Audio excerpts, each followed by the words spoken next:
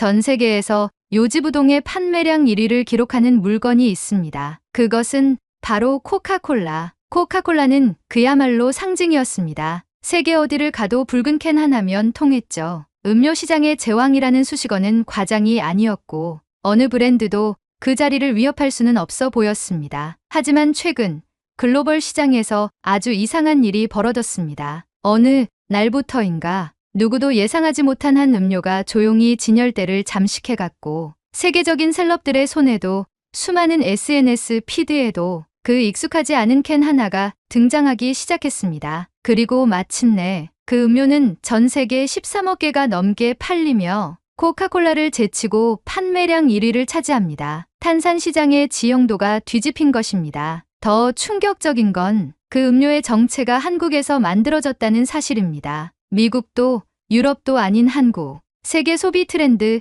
자체를 바꿔버린 상상력의 결과물이 바로 한국의 것이라는 겁니다. 그리고 그 변화의 물결 속에서 미국의 한 인플루언서는 자신의 삶과 콘텐츠, 정체성까지 다시 써 내려가게 됩니다. 도대체 지금 세계에서 가장 강력한 문화로 자리 잡고 있는 이것의 정체는 무엇일까요? 여러분의 좋아요 버튼으로 비디오를 재생하겠습니다. 바로 지금 오늘의 사연 시작하겠습니다. 안녕하세요. 저는 클로이 윌슨입니다. 미국 텍사스 출신으로 현재 음식 관련 콘텐츠를 만드는 유튜버로 활동하고 있습니다. 제 채널은 구독자 수가 약 180만 명 정도로 성장했고 주로 각국의 음식들, 유행하는 패스트푸드, 손쉽게 먹는 간편식, 트렌디한 음료, 각 나라 술과 어울리는 폭탄주 제조법 등을 소개하며 실시간 리뷰와 먹방 콘텐츠를 제작하고 있습니다. 음식 콘텐츠를 다룬 지는 약 5년이 넘었고 꾸준히 저만의 스타일로 영상을 만들며 지금까지 활동을 이어오고 있습니다. 이날도 평소처럼 실시간 라이브 방송을 켰습니다. 방송 주제는 그날그날 다르지만 저는 늘 먹방을 할 때마다 특정 음료를 곁들이는 편입니다. 이날의 메뉴는 바삭한 치킨 텐더와 감자튀김, 그리고 제로콜라 한 캔. 이 조합은 제 채널을 자주 보는 시청자들이라면 익숙할 정도로 자주 등장하는 구성이었습니다. 치킨의 바삭한 식감과 함께 청량한 탄산을 마시는 그 순간은 먹방을 진행하면서도 제가 가장 즐기는 타이밍 중 하나입니다. 마이크로 스며드는 탄산의 보글보글하는 소리, 그리고 그런 리얼한 감탄과 반응 덕분에 팬들과의 소통도 더 활발해지죠. 시청자들은 채팅창을 통해 음식에 대한 질문을 던지거나 직접 먹어본 경험을 공유하고 어떤 맛이 더 좋았는지 투표하기도 합니다. 그날도 평소와 다름없이 유쾌한 분위기로 방송이 진행되고 있었고 저는 먹는 소리와 맛 표현, 그리고 시청자들과의 대화를 자연스럽게 이어가고 있었습니다. 그런데 방송을 시작한 지 약 20분쯤 지났을 때 채팅창 한쪽에서 조금 낯선 문장이 눈에 들어왔습니다. 그 펩시 한국에서 만든 거예요. 순간적으로 저는 이게 무슨 개소리인가 싶어 웃음이 나왔습니다. 하하, 뭐라고요? 펩시가 한국에서 만들어졌다고요? 미국 브랜드잖아요. 시청자들과 농담을 주고받으며 가볍게 넘기려 했습니다. 펩시는 저에게 있어 미국을 대표하는 브랜드 중 하나였고 어릴 적부터 자연스럽게 접해온 음료이기도 했습니다. 유명 연예인들의 광고, 스포츠 경기장의 후원사 이미지, 미국 슈퍼볼 중계 광고까지 그 모든 장면 속에서 펩시는 항상 미국적 아이콘으로 자리하고 있었습니다. 하지만 그 댓글을 놓칠 수 없었던 이유는 그 뒤로 비슷한 내용의 채팅이 연달아 올라오기 시작했기 때문입니다. 진짜예요. 롯데라는 한국 회사에서 만든 제품이에요. 펩시 제로 라임은 미국이 아니라 한국에서 시작됐어요. 처음 출시한 국가가 한국이에요. 검색해보세요. 당황스럽기도 했고 솔직히 말하면 약간 짜증이 났습니다. 왜 갑자기 뜬금없이 한국 이야기를 하지? 미국 제품인 걸 다들 아는 건데 이건 왜곡된 정보 아닌가? 그렇게 무시하려고 했지만 계속해서 같은 내용이 반복되니 머릿속에서 생각이 떠나질 않았습니다. 한두 명이 아닌 여러 명이 거의 동시에 같은 주장을 반복하고 있다는 건 무언가 근거가 있는 게 아닐까 하는 생각이 들기 시작했습니다. 그때부터 방송에 집중이 되지 않았습니다. 먹는 속도도 느려졌고 머릿속에선 펩시 제로 라임 이즈 한국이라는 말이 탄산 터져 보글보글하듯 제 머릿속을 보글보글 헤엄치고 있었습니다. 몇몇 시청자들은 클로이, 무슨 일 있어요? 라며 걱정하는 댓글을 남기기도 했습니다. 저는 어색하게 웃으며 아니에요. 그냥 잠깐 생각이 많았어요 라고 답했지만 이미 제 머릿속은 복잡해져 있었습니다. 방송은 어영부영 이어졌지만 분위기는 점점 묘해졌습니다. 저 자신도 말수가 줄고 집중이 흐려지니 시청자들의 반응도 미묘하게 달라졌죠. 결국 시청자들은 멘탈 나간 제 모습을 보고 방송을 떠나기 시작했고 저는 그날 방송은 명확한 마무리 멘트도 없이 방송을 종료했습니다. 정확히 어떤 말을 하고 종료 버튼을 눌렀는지도 기억나지 않을 정도로 저는 이미 다른 생각에 빠져 있었습니다. 조명이 꺼지고 화면이 어두워졌을 때 저는 그대로 의자에 앉아 멍하니 있었습니다. 방송을 했다는 실감도 들지 않았고 갑자기 어딘가 허탈한 기분이 밀려왔습니다. 그리고 결국 저는 노트북을 열고 펩시 제로 라임이라는 단어를 검색창에 입력했습니다. 펩시 제로 라임 롯데 개발, 펩시 라임맛 한국 최초 출시. 검색 결과는 충격적이었습니다. 정말로 펩시 제로 라임은 미국이 아닌 한국에서 먼저 개발된 제품이었고 롯데 칠성음료가 주도적으로 기획해 펩시코와 협력하여 출시한 것이라는 정보가 눈앞에 펼쳐졌습니다. 펩시 제로 라임, 한국 롯데에서 2020년대 초반 최초 출시, 한국 소비자 반응에 힘입어 북미와 글로벌 시장의 역수출, 펩시코, 아시아 시장 내 실험적 포뮬러 개발의 한국 모델 적극 도입. 제 머릿속은 혼란으로 가득 찼습니다. 이게 진짜였다고? 그럼 지금까지 내가 마셔온 이 음료는 실은 미국이 아니라 한국에서 시작된 거였단 말이야? 심장이 빠르게 뛰었고 손끝이 떨렸습니다. 이건 단지 음료 하나에 대한 정보 이상의 의미로 다가왔습니다. 내가 지금까지 너무나 자연스럽게 믿고 있었던 상식. 미국에서 만들어진 제품이라는 전제가 한순간에 무너져 내린 겁니다. 왜 나는 이걸 지금까지 몰랐을까? 어떻게 이게 뉴스에도 매장에서도 그 어디에서도 명확히 드러나지 않았지? 그날 밤 저는 잠들지 못했습니다. 노트북을 붙잡고 펩시, 롯데, 한국식품산업, 글로벌 브랜드 확산 경로 등에 대한 기사를 쉴 새 없이 읽으며 머릿속의 혼란을 정리해보려 애썼습니다. 그리고 그 와중에 한 가지 문장이 계속 머릿속을 맴돌았습니다. 그 펩시, 한국에서 만든 거예요. 그 단순한 문장이 제 사고방식 전체를 뒤흔들게 될 줄은 그때까지만 해도 몰랐습니다. 저는 펩시 제로 라임을 단순한 음료, 그 이상으로 생각해왔습니다. 이건 단지 톡 쏘는 맛이나 청량감 때문이 아니에요. 사실 이 음료는 제 인생의 어느 한 시기를 상징하는 존재이기도 했습니다. 지금이야 제 채널은 많은 구독자들과 안정적인 수익을 기반으로 운영되고 있지만 몇 년 전만 해도 상황은 지금과 많이 달랐습니다. 그때 저는 과도한 먹방 콘텐츠로 인해 체중이 빠르게 늘고 있었고 건강에도 이상 신호가 나타나기 시작했습니다. 병원에서는 체중 감량이 필요하다는 말을 반복했고 결국 의사의 권유에 따라 다이어트를 결심하게 되었죠. 그런데 그 다이어트라는 게 말처럼 쉬운 일이 아니었습니다. 특히 저에게는 탄산음료라는 아주 강력한 유혹이 있었거든요. 물보다 콜라, 커피보다 탄산을 더 자주 찾았던 사람에게 탄산을 끊으라는 건 거의 금단에 가까운 말이었습니다. 며칠 동안 억지로 참아보기도 했지만 머리까지 띵할 정도로 스트레스를 느꼈고 결국 포기해버리기를 반복했죠. 그러던 어느 날 제 채널 라이브에서 한 팔로워가 남긴 댓글이 계기가 되었습니다. 클로이, 펩시 제로 라임은 칼로리도 없고 일반 콜라보다 맛도 좋아요. 이건 다이어트 때 진짜 추천이에요. 처음엔 별 기대 없이 마트에서 구입해봤습니다. 그전까지 마셔본 제로 제품들은 맛이 밍밍하고 인공적인 느낌이 강해서 딱히 끌리지 않았거든요. 하지만 펩시 제로 라임은 달랐습니다. 탄산의 시원한 자극은 그대로였고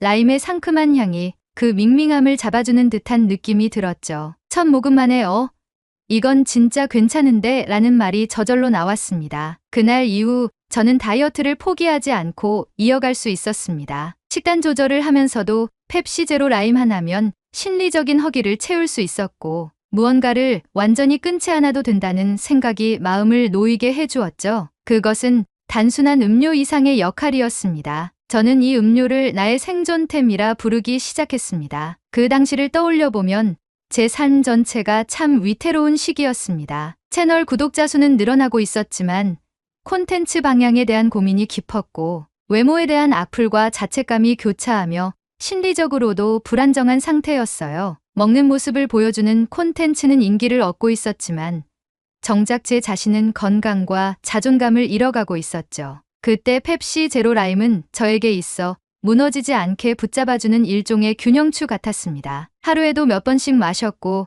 콘텐츠 속에서도 거의 매번 등장했습니다. 팬들도 이제는 제가 어떤 음료를 고를지 예상할 정도가 됐고 클로이는 펩시 제로 라임이라는 인식이 생기기 시작했죠. 심지어 팬미팅에서 제게 펩시 제로 라임을 직접 사들고 온 팬도 있었을 정도입니다. 그때 저는 이렇게 생각했습니다. 이건 이제 내 아이덴티티 중 하나구나. 나와 함께 성장해온 친구 같아. 그런 음료가 알고 보니 한국에서 만들어졌다는 사실을 안 그날 밤은 그 충격이 더 깊었습니다. 단순한 정보 이상의 충격이었어요. 내가 어려웠던 시절 의지했던 무언가가 내 삶의 일부였던 그것이 미국이 아니라 한국에서 시작됐다는 사실은 제 인식의 기반을 송두리째 흔들어 놓았습니다. 그럼 나는 그동안 뭘 알고 있었던 걸까? 이 음료가 미국에서 만들어졌다는 믿음은 어디서 시작된 걸까? 그 믿음은 내 자의식 속에서 어떤 식으로 자리 잡고 있었던 걸까? 저는 그동안 아무 의심 없이 미국 브랜드를 마셨고 미국의 문화와 시스템을 중심에 두고 세상을 이해해왔습니다. 하지만 정작 그 안에서 제 삶을 실질적으로 변화시킨 제품은 미국이 아닌 한국에서 만들어졌다는 사실을 알게 된 지금 저는 스스로에게 수많은 질문을 던지게 되었죠. 그리고 그 질문들은 펩시 제로 라임을 넘어 더 넓은 범위로 퍼지기 시작했습니다. 혹시 다른 제품들도 그런 게 있을까? 한국이라는 나라는 도대체 어떤 곳이기에 이런 발상을 했던 걸까? 그날 이후로 저는 이전과는 다른 시선으로 제품들을 보기 시작했습니다. 단순히 브랜드 로고나 광고 이미지를 보는 게 아니라 그 제품이 어디서 누구에 의해 왜 만들어졌는지를 찾는 습관이 생긴 겁니다. 그러면서도 저는 마음 한편에서 이상한 감정을 느끼고 있었습니다. 놀라움, 감사함, 그리고 조금은 복잡한 질투 같은 감정이 뒤섞여 있었어요. 미국에서도 수많은 전문가와 자본이 있는데 왜 이런 골 때리는 제품은 한국에서 먼저 나왔을까? 왜 미국에서는 이런 아이디어가 통하지 않았던 걸까? 그 질문에 대한 답을 찾기 위해 저는 또다시 검색을 시작했습니다. 그리고 그 과정에서 저는 한국이 단순한 소비 시장이 아니라 글로벌 음식 문화를 실험하고 만들어내는 고지라는 걸 깨닫게 되었죠. 이제는 그 시작이 단 한 캔의 음료에서 비롯되었다는 것이 그저 놀라울 뿐입니다. 제가 살을 빼고 자존감을 회복하고 채널을 키워오며 함께해온 그 작은 캔 하나가 실은 제 세계관까지도 바꿔놓은 출발점이 될 줄은 상상도 못했습니다. 펩시 제로 라임의 진실을 알게 된 후 제 안에서 어떤 감정이 스멀스멀 올라오기 시작했습니다. 그건 단순한 충격이나 놀람을 넘어서 묘하게 질투 섞인 감탄이었어요. 이거 진짜 한국에서 만든 거야? 진심, 미국보다 감각이 앞선 거 아니야? 그 순간부터 저는 한국이 만든 글로벌 제품이라는 키워드에 완전히 빠져들었습니다. 도저히 그냥 넘어갈 수 없었거든요. 저처럼 미국 제품이라 믿고 즐겨온 것들이 실은 한국에서 시작됐다는 거면 혹시 또 뭐가 있을까? 이건 콘텐츠용 조사가 아니라 거의 저만의 세계관 정리였어요. 그래서 노트북을 열고 본격적으로 검색을 시작했습니다. 첫 번째 검색 결과는 버거킹 콰트로 치즈 와퍼. 제가 너무 좋아하는 메뉴 중 하나예요. 진한 치즈 4가지가 한 번에 입안 가득 퍼지며 고기와의 조화가 끝내주는 버거죠. 그런데 놀랍게도 이 메뉴가 한국 버거킹에서 처음 기획되고 출시된 메뉴라는 정보를 발견했어요. 한국 버거킹이 치즈 중심의 풍미 과잉 버거를 처음 선보였고 소셜미디어 반응이 폭발적으로 나타나자 전 세계 매장으로 확대됐다고 하더라고요.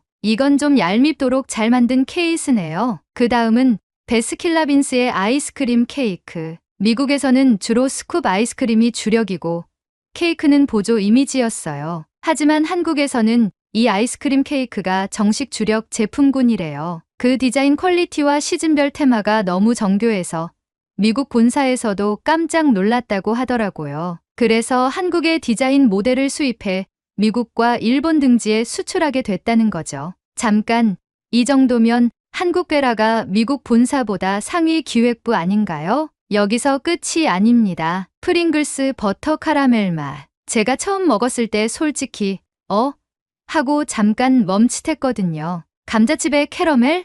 진심. 그게 맛있을 리 없잖아요. 근데 맛있었습니다. 단짠단짠의 정점을 찍은 조합이었어요. 검색해보니 이 제품 역시 한국 프링글스 팀에서 처음 개발한 지역 한정 맛이었고 SNS 반응이 좋아지면서 미국을 포함한 일부 해외 매장에서도 판매가 시작됐다고 나와 있었습니다. 그리고 이 시리즈는 이후 콘버터 맛, 크림치즈 어니언 맛 등으로 이어졌죠. 그리고 아웃백 스테이크 하우스의 투움바 파스타. 처음에 이 메뉴를 먹었을 때 저는 이렇게 말했어요. 와, 이건 진짜 미국스럽다. 그런데 반전은 이 파스타 역시 한국 아웃백에서 시작된 메뉴라는 사실. 진한 크림 소스의 새우와 매콤한 풍미를 가미한 이 조합이 한국 시장에서 대성공을 거두고 그 후 미국 본사 메뉴로 채택됐다는 겁니다. 그 외에도 도미노 피자의 스위트 불고기 피자, 미국 일부 월마트에서 판매 중인 김치맛 라면, 스낵도 한국 개발 후 역수출된 사례였어요. 하나씩 알게 될수록 저는 이 말밖에 안 떠올랐어요. 한국은 단지 음식만 만든 게 아니고 시장 자체를 바꿨구나. 처음엔 재미삼아 시작했던 조사였는데 이제는 그 리스펙트가 점점 커졌습니다. 심지어 저도 모르게 중얼거리고 있었어요. 이럴 거면 한국 식품개발팀이랑 콜라보 한번 해야 하는 거 아니야? 동시에 콘텐츠 크리에이터로서 저는 이런 생각도 하게 됐어요. 지금 내가 보고 있는 브랜드, 내가 리뷰하는 메뉴들 그 원산지가 진짜 미국일까? 혹시 이 메뉴도 한국에서 만들었는데 내가 모른 채 미국 브랜드처럼 소개한 거라면? 조금은 당황스럽기도 했고 조금은 민망했습니다. 그동안 너무 많은 걸 당연하게 여기고 살아왔다는 걸 느꼈거든요. 아니, 나만 몰랐던 거면 이거 너무 창피한 거 아니에요? 그런데 이상한 점은 그 민망함이 전혀 불쾌하지 않았다는 겁니다. 오히려 이게 콘텐츠가 되는구나 하는 생각이 들면서 신이 났어요. 그리고 솔직히 말하면 질투도 조금 들었습니다. 어떻게 이런 아이디어가 한국에서는 자연스럽게 나오지? 그건 단순히 맛 조합의 문제가 아니었어요. 그 기획이 소비자 감각을 너무 정확하게 파악하고 있었고 심지어 비주얼, 네이밍, SNS 확산까지 이미 계산되어 있는 느낌이었죠. 그때 저는 한 가지 확신을 갖게 됐습니다. 한국은 소비하는 나라가 아니라 전략을 짜는 나라라는 것. 그 전략은 우리가 생각하는 전통적 마케팅보다 훨씬 감각적이고 트렌디하며 빠르게 움직이고 있었어요. 저는 그날 이후 슈퍼마켓을 가거나 패스트푸드 매장에 가면 습관적으로 제품 뒷면을 확인하게 됐습니다. 설마 이것도 한국? 그리고 꽤 자주 대답은 예였어요. 결국 저는 깨달았습니다. 지금 전 세계를 돌아다니는 수많은 제품들, 그중 많은 것들이 한국에서 만들어지고 있다는 사실. 그리고 그것이 단지 좋은 제품을 넘어 문화적 기획이라는 점에서 얼마나 놀라운 일인지를요. 그 시작이 한 캔의 펩시 제로 라임이었다는 건 이제 제 인생에서 가장 상징적인 순간 중 하나로 남게 되었어요. 펩시 제로 라임 하나에서 시작된 의심은 어느새 저의 전 세계관을 재구성해버렸습니다. 그동안 저는 미국 중심의 시각으로 콘텐츠를 만들었고 글로벌 브랜드들은 당연히 미국에서 시작되었다고 믿고 있었어요. 하지만 그 믿음은 단 한 번의 검색, 그리고 연이은 확인과 조사로 무너졌고 이제 저는 새로운 사실 앞에 서게 되었습니다. 한국은 음식과 브랜드를 만들어내는 기획의 나라였고 그 영향력은 이미 조용히 전 세계를 덮고 있었던 겁니다. 그 사실을 알고 난 뒤 저에게는 하나의 결심이 생겼습니다. 나도 이걸 알려야겠다. 지금껏 제가 받은 놀라움, 감탄, 심지어 질투까지 이 모든 걸 콘텐츠로 풀어보자. 그 결심은 생각보다 빠르게 실행에 옮겨졌습니다. 저는 기존의 먹방 콘텐츠 흐름을 조금씩 바꾸기 시작했어요. 이제는 단순히 먹는 모습을 보여주는 게 아니라 이게 어떤 문화에서 어떤 배경으로 나왔는가를 이야기하는 콘텐츠로 전환한 겁니다. 첫 번째로 올린 영상은 이거 진짜 한국에서 만든 거였어요?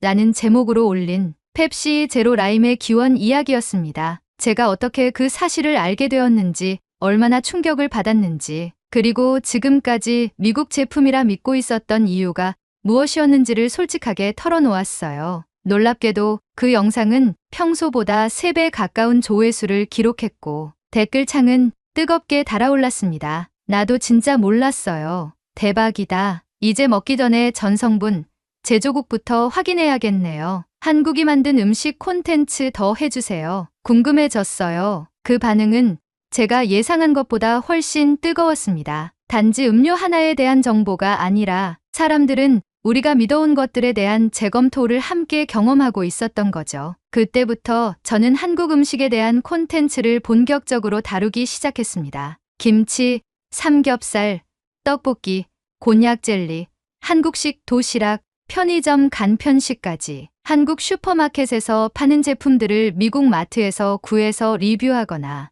해외 직구로 구매해 직접 먹어보는 콘텐츠를 연재하기 시작했어요. 그리고 놀랍게도 이 콘텐츠들이 기존 미국 먹방 시리즈보다 훨씬 더 큰 반응을 끌어냈습니다. 조회수는 평균적으로 2~3배 이상 뛰었고 채널 구독자 수는 단기간에 20만 명 이상이 추가로 늘었습니다. 특히 인상 깊었던 건 한국 팬들과의 소통이었습니다. 댓글에는 자연스럽게 한국어가 섞이기 시작했고 팬들은 이건 한국 사람들이 진짜 좋아하는 조합이에요. 다음엔 순대볶음도 도전해주세요.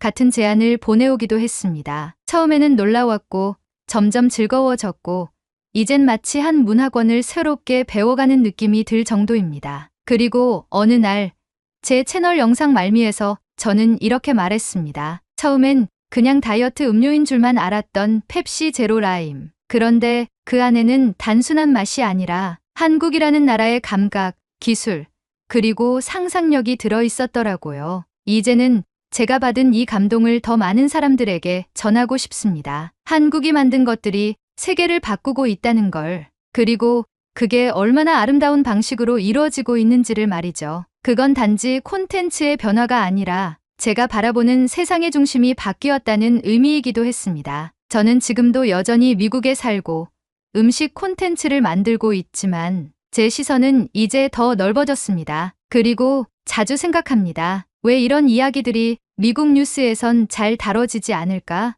왜 사람들은 여전히 한국을 K-팝과 K-드라마로만 기억할까? 왜 한국 음식은 이렇게 잘 만들면서 우리가 몰랐던 걸까? 이런 질문을 품고 살아간다는 것, 그리고 그것을 콘텐츠로 풀어낼 수 있다는 것, 그게 지금의 저를 다시 뜨겁게 만들어줍니다. 앞으로도 저는 한국의 음식, 브랜드, 그리고 그 문화의 기획력을 더 널리 소개하고 싶습니다. 제가 받은 감동과 자극을 나누면서 세상에 한국이 만든 것은 곧 잘 만든 거지라는 인식을 퍼뜨리고 싶어요. 그리고 언젠가 한국을 직접 여행하게 된다면 제가 사랑하는 펩시 제로 라임 한 캔을 들고 한국에서 만든 음식들과 함께 이 말을 다시 하고 싶습니다. 이 맛, 미국이 만든 줄 알았다고요? 이젠 확실히 말할 수 있어요. 한국이 만들면 대박입니다. 오늘의 사연은 여기까지입니다. 오늘 사연에 대한 여러분의 생각을 댓글로 남겨 감동 비디오의 마지막을 장식해주세요. 그리고 오늘의 비디오가 공감이 되신다면 구독, 좋아요 한 번씩 부탁드리겠습니다. 여러분의 댓글 하나하나가 영상을 제작하는데 큰 힘이 됩니다. 다음엔 더 흥미로운 사연으로 여러분을 찾아뵙겠습니다. 시청해주셔서 감사합니다. 한국인들은 이제 따라갈 수 없어요. 한국을 다녀온 한 남성이 방송에서 놀라움을 표현하고 있습니다. 패널들은 다 남성의 말에 귀를 기울이고 있는데요. 도대체 남성은 한국에서 어떤 것을 경험한 것일까요? 바로 지금 사연을 들어보겠습니다. 오늘의 사연 시작합니다. 안녕하세요. 저는 BBC 다큐멘터리 PD 피터 스미스입니다. 세계에는 강대국이 많습니다. 기술과 경제력을 겸비한 미국, 전통과 혁신을 동시에 보여주는 독일, 빠르게 성장하는 중국까지. 하지만 우리는 이번 다큐멘터리에서 거대한 자원이나 넓은 영토를 가지고 있지 않은 나라가 세계적 성공을 이루는 비결에 주목하고 싶었습니다. 저는 이번 프로젝트를 준비하며 제가 가장 집중했던 질문은 바로 이것이었습니다. 세계 무대에서 독창적인 방식으로 성공을 거둘 수 있었던 나라의 숨겨진 이유, 그리하여 넓은 영토를 가지고 있지 않은 나라들을 리스트업하고 각 나라들이 분야별로 성공을 거둔 사례들을 체크하며 심층 취재를 할 나라의 후보군을 구성하였습니다. 그 중에서도 한국은 독보적이었습니다. 한국은 자원이 부족한 나라임에도 불구하고 경제 성장은 물론 문화, 기술, 코로나 시기에 스마트한 방역 체계 등 다양한 분야에서 세계의 주목을 받고 있었습니다. 특히 한류 열풍은 음악과 영화의 경계를 넘어 전 세계적인 현상으로 자리 잡았죠. 회의에서 제가 이렇게 말했던 기억이 납니다. 한국은 아시아의 전쟁으로 황폐화된 나라에서 출발해 불과 몇십 년 만에 세계 선두로 떠오른 사례입니다. 우리가 이 나라의 성공을 심층적으로 다룬다면 분명 많은 이들에게 영감을 줄 수 있을 거예요. 동료들도 모두 동의했습니다. 한 동료는 이렇게 덧붙이기도 했습니다. 사실 한국은 다른 강대국들처럼 전통적인 방식으로 성공한 나라가 아니에요. 오히려 그들은 독특하고 현대적인 방식으로 자신들만의 성공 공식을 만들어가고 있죠. 그렇다면 이 성공의 비결은 무엇일까요? 우리는 한국이 단순히 경제적 성취를 넘어서 그들의 끈기와 단결력, 그리고 위기 대응력으로 이 모든 것을 가능하게 만들었다는 가설을 세웠습니다. 다만 데스크 위에서 벌어지는 이론만으로는 충분하지 않았습니다. 그래서 우리는 직접 한국으로 떠나 그들의 일상과 문화를 관찰하고 그 이면에 숨겨진 진짜 이야기를 찾아보기로 했습니다. 저는 개인적으로도 한국에 대해 배우고 싶은 호기심이 컸습니다. 어린 시절 세계사 수업에서 한국전쟁의 역사를 배우며 분단 국가로서의 아픔을 간직한 나라라고만 생각했었죠. 그런데 이제는 첨단 기술, K-팝 성공 등으로 세계를 선도하고 있는 모습이 무척 흥미로웠습니다. 이 작은 땅덩어리와 제한된 자원 속에서 어떻게 이런 기적을 만들어낼 수 있었을까요? 저는 바로 그 답을 찾아 나서기 위해 한국행 비행기에 올랐습니다. 그리고 놀라움의 연속이 시작되었습니다. 취재팀과 함께 인천공항에 도착한 순간 저는 이 공항이 단순히 시설이 잘 갖춰진 곳이 아니라 한국의 철학과 정신을 담은 곳이라는 느낌을 받았습니다. 공항은 깔끔하게 운영되고 있었고 한국의 전통과 현대가 공존하는 듯한 구조물과 인테리어로 여행객들에게 설렘을 안겨주는 듯 했습니다. 특히 기억나는 건 공항 안내 데스크에서의 짧은 대화였습니다. 보통 다른 국가의 공항 안내원은 질문에 단순히 답을 하는 것이 보통인데 한국은 답을 하는 것을 넘어 저희 팀이 한국을 더 잘 즐길 수 있도록 관련 자료와 지역 추천 정보를 정성스럽게 설명해줬습니다. 그 미소는 단순한 서비스가 아니라 한국 특유의 환대와 배려를 보여주는 순간이었습니다. 공항 내부를 지나며 느꼈던 질서정연함과 디자인의 세련됨은 한국 사회의 특징을 압축적으로 드러내는 것 같았습니다. 서울로 이동하는 고속도로에서도 비슷한 감정을 느꼈습니다. 빌딩 숲 사이로 보이는 녹지는 도시와 자연이 조화를 이루고 있었고 대중교통의 정시성과 편리함은 효율성을 중요시하는 한국인의 생활 방식을 보여줬습니다. 그 순간 저는 스스로에게 이렇게 물었습니다. 이 나라는 어떻게 이런 시스템을 만들어냈을까? 한국에 도착해 다양한 분야를 취재하던 중 저는 한국인의 끈기와 적응력이 단순히 개인적인 성격이 아니라 사회적 시스템과 문화 속에서 형성된다는 사실을 발견했습니다. 스포츠, 교육, 경제, 그리고 첨단 기술 분야에서 만난 사람들은 한결같이 실패를 두려워하지 않는다는 공통점을 가지고 있었습니다. 최근 e스포츠의 레전드라고 불리는 페이커 선수의 인터뷰에서 한국인의 끈기가 돋보이는 명언이 있었죠. 실패라는 말은 부정적이라서 모두가 두려워하는 단어이다. 하지만 실패를 거듭해야 성공이 온다. 실패라는 단어를 작은 성공이라고 생각하고 도전하면 성공에 이를 것이다. 평소 게임을 좋아하던 저로서는 최근에 들었던 이 말이 단순히 페이커 선수의 마음가짐이 아닌 한국인의 끈기와 패기, 열정과 긍지를 보여주는 단면적인 예시로 보였습니다. 한국인의 철학을 느끼지 못한 다른 사람들은 이러한 생각조차 하지 못했을 것이라는 생각도 들었죠. 우리 취재팀이 첫 번째로 방문했던 곳은 한국 스포츠의 심장이라 불리는 진천 국가대표 선수촌이었습니다. 이곳은 한국 양궁, 쇼트트랙, 태권도 등 다양한 종목의 선수들이 세계 무대에서 금메달을 위해 훈련하는 공간입니다. 저는 대한양궁협회 소속 코치와 선수들을 직접 만나 한국 스포츠가 세계 정상급 성적을 유지하는 비결을 알아보기로 했습니다. 양궁장에서 만난 코치는 훈련이 단순히 기술을 가르치는 것이 아니라 정신력을 강화하는 과정이라고 강조했습니다. 양궁은 머리로 쏘는 스포츠입니다. 선수들이 어떤 상황에서도 자신감을 유지할 수 있도록 실패와 압박을 견디는 연습을 반복합니다. 그는 저를 실내 훈련장으로 데려가 악천후를 재현한 시뮬레이션 훈련을 보여주었습니다. 바람 소리를 내는 대형 송풍기와 다양한 조명 조건에서 선수들은 침착하게 화살을 쏘고 있었습니다. 그중 한 선수를 인터뷰했을 때 그는 이렇게 말했습니다. 훈련에서 실패를 경험하지 않으면 시합에서는 더 큰 실패를 합니다. 그래서 실패를 두려워하지 않고 매 순간 배우려고 노력해요. 훈련을 지켜보며 저는 한국인들이 단순히 성공을 목표로 하기보다는 실패를 통해 더 강해지는 법을 배운다는 점을 깨달았습니다. 이 정신은 단지 스포츠에만 국한되지 않았습니다. 스포츠와 마찬가지로 한국의 교육 시스템도 끈기를 형성하는 중요한 기반이었습니다. 저는 서울의 한 고등학교를 찾아가 야간 자율학습 시스템을 직접 견학해봤습니다. 오후 8시 학교 교실은 여전히 밝았습니다. 대부분의 학생들이 수업이 끝난 후에도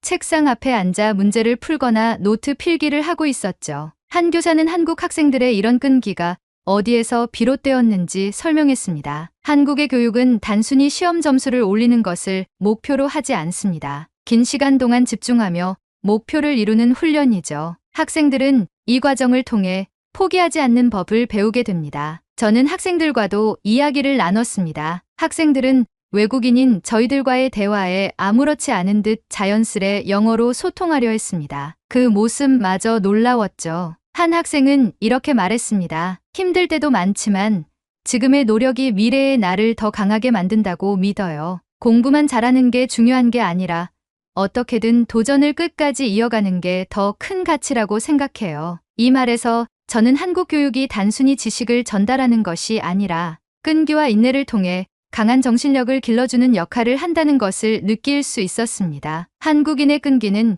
경제 성장의 역사에서도 뚜렷하게 드러났습니다. 저는 1960, 70년대 황폐화된 산림을 복구했던 산림녹화운동의 사례를 조사하기 위해 산림청 관계자와 당시 참여자였던 어르신을 인터뷰했습니다. 산림청의 이 연구관은 당시의 상황을 이렇게 설명했습니다. 전쟁 직후 한국의 산림은 그야말로 폐허 상태였습니다. 나무를 뗄감으로 모두 베어내면서 황무지처럼 변해 있었죠. 하지만 정부와 국민이 힘을 합쳐 묘목을 심고 산림을 가꿨습니다. 그 덕분에 오늘날 한국은 세계에서 가장 성공적인 산림 복구 국가로 손꼽히고 있습니다. 이어서 만난 70대 어르신은 산림녹화운동 당시의 이야기를 들려주었습니다. 그때는 배고프고 힘들었지만 나무를 심으면 우리 아이들이 더 나은 환경에서 살 수 있을 거라고 믿었어요. 그래서 새벽부터 나와 돌을 나르고 묘목을 심으며 하루를 보냈죠. 그때는 모두가 한마음이었어요. 그의 말을 들으며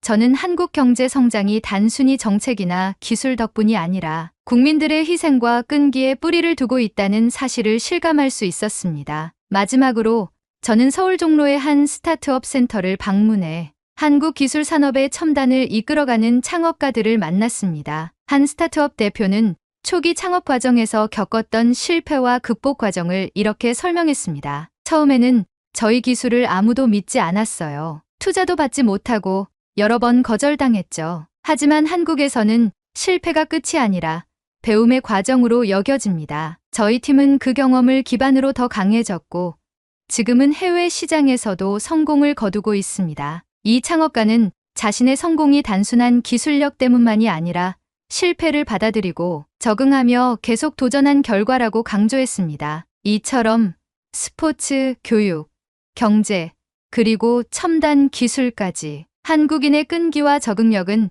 그들의 삶 곳곳에 녹아 있었습니다. 이들은 실패를 두려워하지 않고 오히려 실패를 통해 배우며 성장해왔습니다. 한국에서의 취재를 통해 제가 가장 깊은 인상을 받은 부분은 한국인의 단결력이었습니다. 평소에는 경쟁적이고 개성이 강해 보였던 한국인들이 위기가 닥치면 놀랍도록 하나로 뭉치는 모습을 여러 사례에서 목격했습니다. 그것은 단순히 개인적인 희생이나 노력의 문제가 아니라 공동체의 존엄성과 미래를 지키기 위한 선택이었습니다. 이 단결력은 단지 한국 역사 속의 사건들에서만 나타난 것이 아니라 현대에 이르러 세계적 롤모델이 되는 사례로 이어지고 있었습니다. 1997년 한국은 국가부도 위기에 직면하며 전 세계 경제 전문가들의 우려 속에 IMF의 구제금융을 받아야 했습니다. 실업률이 급증하고 기업들이 줄지어 도산하며 국민들은 경제적 혼란의 중심에 있었습니다. 하지만 이 상황에서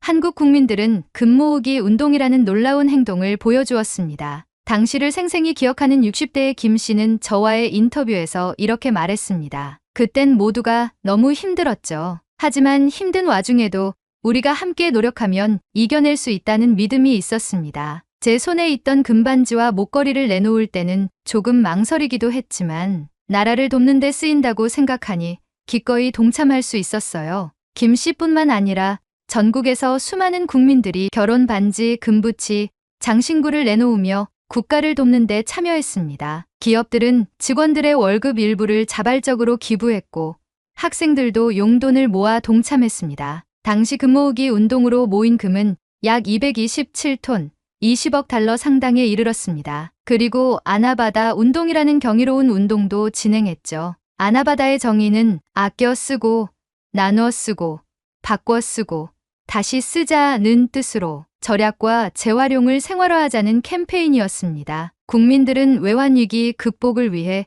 각자의 일상에서 소비를 줄이고 쓰지 않는 물건을 나누거나 재사용하며 위기에 적극적으로 대응했습니다. 서울의 한 지역 주민센터에서 만난 박 씨는 당시의 상황을 이렇게 회상했습니다. 동네 사람들이 집에서 안 쓰는 물건을 들고 나와 서로 교환했어요. 아이들 교복부터 주방용품까지 뭐든 나눴죠. 힘든 상황이었지만 이런 활동을 하면서 서로 격려하고 위기를 함께 이겨낼 수 있었습니다. 아나바다 운동은 단순히 절약과 나눔을 실천하는 데 그치지 않았습니다. 이 운동은 모두가 조금씩 희생하면 함께 더 큰 변화를 만들 수 있다는 메시지를 전하며 국민들 사이에서 공동체 의식을 더욱 강화시켰습니다. 당시 한국 언론은 이 운동을 대대적으로 보도하며 경제 위기를 극복하려는 국민적 운동의 상징으로 평가했습니다. 전 세계적으로도 유례없는 이런 국민적 대응은 외환위기 극복의 핵심 요소로 자리 잡았습니다. 이 운동들은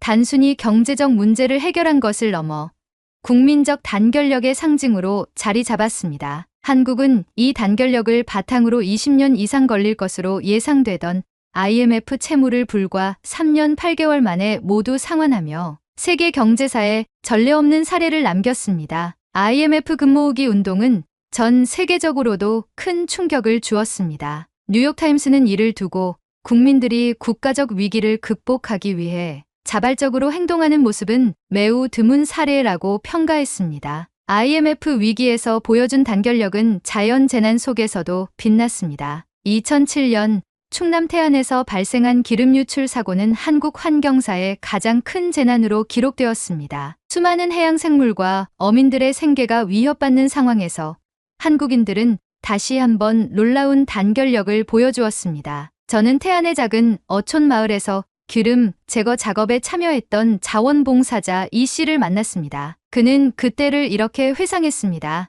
바다에서 기름 냄새가 진동했어요. 처음엔 너무 절망적이어서 뭐부터 시작해야 할지 막막했습니다. 그런데 뉴스에서 전국에서 사람들이 몰려오고 있다는 소식을 들었죠. 그때부터 희망이 생기더군요. 이 씨의 말처럼 전국 각지에서 수십만 명의 자원봉사자들이 태안으로 모였습니다. 어린 학생부터 노년의 어르신까지 모두가 함께 바다를 복구하기 위해 맨손으로 기름을 닦아냈습니다. 기름이 묻은 조개 껍데기를 하나하나 닦고 바위에 끼어있는 기름 덩어리를 손으로 긁어내며 작업을 이어갔습니다. 현장에서 만난 또 다른 자원봉사자 박 씨는 당시를 이렇게 이야기했습니다. 우리는 바다를 되살리기 위해 왔어요. 내가 이 일을 해서 큰 변화를 만들 수 있을지는 몰랐지만 모두가 함께할 때 결과는 달라질 거라 믿었어요. 결국 한국인들의 단결력은 세계 환경운동 역사에서도 모범 사례로 남았습니다. 당시 한국인들의 행동은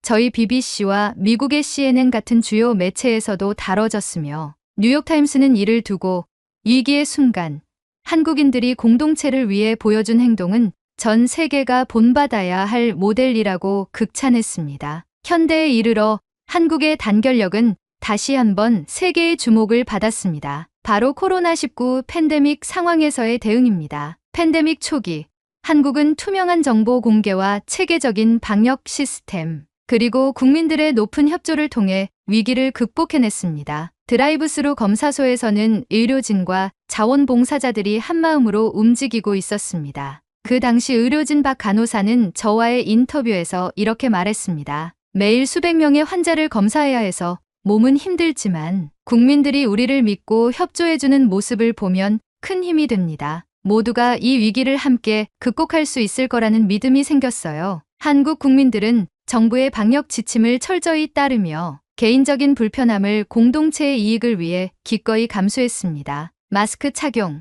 거리 두기, 자발적 자가격리는 한국이 전 세계에서 방역 모범국으로 평가받게 만든 주요 요인이었습니다. 하버드대 보건학 교수 마이클 라이언은 한국의 방역 시스템을 두고 이렇게 평가했습니다. 한국은 투명성과 국민적 협력을 통해 방역의 새로운 표준을 만들었다. 이는 단순히 시스템의 승리가 아니라 국민들의 참여와 연대가 만들어낸 결과다. 한국은 위기의 순간마다 개인이 아닌 공동체를 우선시하며 모두가 함께 노력할 때 더 큰 성과를 낼 수 있음을 보여줬습니다. 그들의 단결력은 단순히 위기를 극복하는 데 그치지 않았습니다. 한국인은 모든 문제는 함께 해결할 수 있다는 믿음으로 미래 세대를 위한 희망을 만들어가고 있었습니다. 한국의 이런 행동들은 전 세계에 중요한 메시지를 던집니다. 한국이 보여준 단결력은 그들만의 특수한 문화가 아니라 다른 나라들도 배우고 실천할 수 있는 보편적인 가치임을 깨닫게 했죠. 한국에서의 취재를 마치고 저는 몇 주간의 편집 작업을 통해 다큐멘터리를 완성했습니다. 미처 취재를 하지 못한 내용들과 정보들은 BBC 코리아에 파견 중인 팀원들에게 전달받으며 부족한 부분 없이 차곡차곡 채워나갔습니다. 제작팀과 함께 런던의 BBC 본사 스튜디오에서 방영 준비를 마치며 설렘과 긴장 속에 있었습니다. 한국의 끈기와 단결력을 담은 이 이야기가 과연 시청자들에게 어떻게 받아들여질지 예상하기 어려웠기 때문입니다. 하지만 저는 현대 전 세계 인구가 이 내용에 조금이라도 공감하며 지구촌 모든 인류가 함께 상생하고 발전하는 청사진을 그리길 바라는 마음으로 방영을 기다렸습니다. 다큐멘터리는 프라임타임에 방영되었습니다. 저와 팀원들은 초조하게 방송을 모니터링했습니다. 방영이 끝난 후 우리는 긴장된 마음으로 시청률 데이터를 기다렸습니다. 제작팀의 회의실은 조용했습니다. 몇몇은 초조한 표정으로 커피를 들고 있었고 저는 무심코 테이블 위를 손가락으로 두드리고 있었죠. 드디어 데이터가 들어왔습니다. 화면에 표시된 숫자는 우리가 기대했던 것보다 훨씬 컸습니다. 시청률 12.5%. BBC에서 이 정도 수치를 기록하는 것은 흔치 않은 일이었습니다. 더 놀라운 건 방송 직후 SNS와 댓글창에서 폭발적으로 반응이 쏟아지고 있다는 소식이었습니다. 한 제작팀원이 흥분된 목소리로 외쳤습니다. 피터, 댓글 수가 이미 수천 개를 넘었어요. 사람들이 엄청나게 감동받았나 봐요. 저는 방송 모니터링 화면을 켜고 시청자 반응을 보기 시작했습니다. 수많은 댓글이 실시간으로 올라오고 있었습니다. 그중 몇몇은 저를 멈춰 서게 만들 만큼 강렬했습니다. 한국이 지금 세계적으로 인정받는 이유는 이 방송에 다 있다. 한국처럼 단결할 수 있다면 우리나라도 더 나아질 수 있을 것 같아. 한국인들이 보여준 끈기와 협력, 우리가 꼭 배워야 할 정신.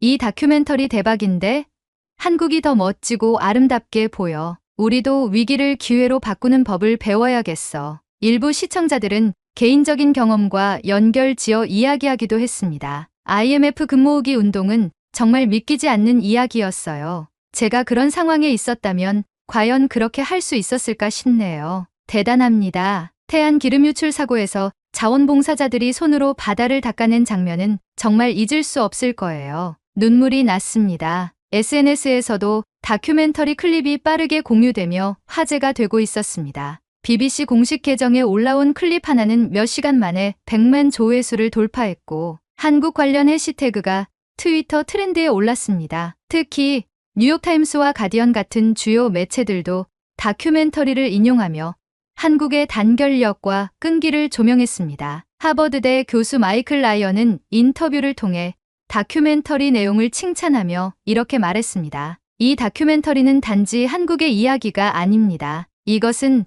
전 세계가 함께 배워야 할 교훈입니다. 한국은 현대 사회의 롤모델입니다. 밤늦게까지 사무실에서 반응을 모니터링하던 중 저는 한 시청자의 댓글에서 발기를 멈췄습니다. 이 다큐멘터리를 보며 내가 속한 사회에서도 작은 변화를 만들어 보고 싶다는 용기가 생겼습니다. 한국이 이뤄낸 이야기는 단순히 그들의 것이 아니라 우리 모두의 희망이 될 수 있다는 걸 깨달았어요. 이 메시지를 읽는 순간 한국에서 보낸 몇 주간의 기억이 떠올랐습니다. IMF 금모으기 운동에 참여했던 시민들, 태안에서 맨손으로 기름을 닦던 자원봉사자들, 코로나19 방역에 헌신했던 의료진들, 그들의 얼굴과 목소리가 머릿속을 스쳤습니다. 그리고 저는 깨달았습니다. 한국이 우리에게 보여준 것은 단지 위기를 극복하는 법이 아니었습니다. 그것은 공동체의 가치를 지키며 모든 구성원이 힘을 합쳐 더 나은 미래를 만들어가는 과정이었습니다. 이번 다큐멘터리는 단순히 한 나라의 성공을 다룬 프로그램이 아니었습니다. 한국의 이야기는 위기 속에서도 존엄성을 잃지 않고 공동체를 위해 행동하는 것이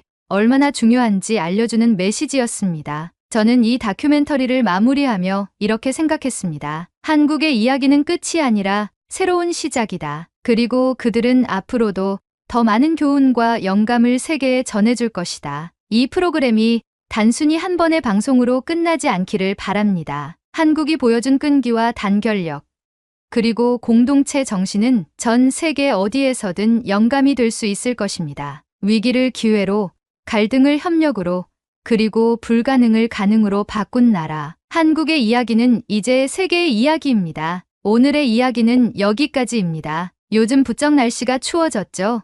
추운 날씨 속에 시청해주신 여러분께 추천드리는 제품들을 태그해두었어요. 특히 화면을 자주 보고 있는 저는 루테인으로 눈 건강을 항상 챙긴답니다. 여러분도 환절기 감기 조심하시고 눈 건강, 몸 건강하게 한국인의 자긍심으로 살아가시는 하루 되시길 바랄게요. 그리고 오늘의 이야기가 마음에 드셨다면 구독, 좋아요 부탁드리겠습니다. 다음엔 더 좋은 사연으로 여러분을 찾아뵙겠습니다. 시청해주셔서 감사합니다.